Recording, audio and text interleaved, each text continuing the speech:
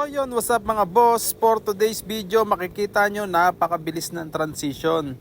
Ayan nga, medyo maulap lang dyan sa part niyan at medyo mainit-init pa sa balat. Ngunit subalit ito na nga ang sumalubong sa atin. Yan na,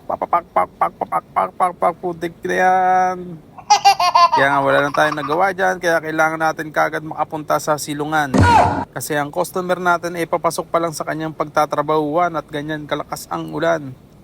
Siyempre, kailangan natin ingatan din ng customer natin at kailangan natin siyang kapote. Sinabihan ko nga dyan na magkapote na muna siya kahit malapit na yung drop off niya. Kailangan niya magkapote kasi maliligo talaga siya ng malakas sa ulan. Oh no!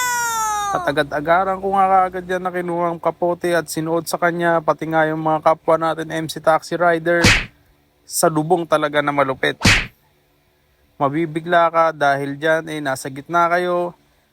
No choice kayo kundi gumilid. At sinuotan ko na nga dyan si customer ng raincoat at saka ng helmet para ready na kami agad bago ko sinuotan ng sarili ko.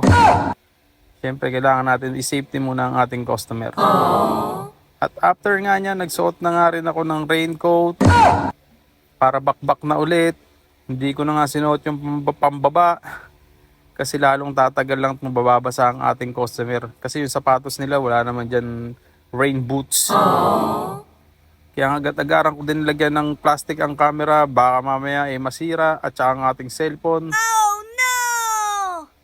At after nga niyan, okay na nga ang lahat. Ready to go na ulit. Sabak tayo sa ulan. Pati yung mga kapwa MC Taxi natin, sabakan na. At after nga niyan, ito na nga naihatid na nga natin ng safe si sir at konti lang ang basa niya dahil nakapag-raincoat agad tayo at nakasilong tayo sa puno. At after nga niyan, ayan na nga, nakakasya si sir kaya wala nang hassle sa bayad. Kinuha ko na nga ang helmet at aking nilagay kagad dito sa box para hindi rin mabasa ang helmet.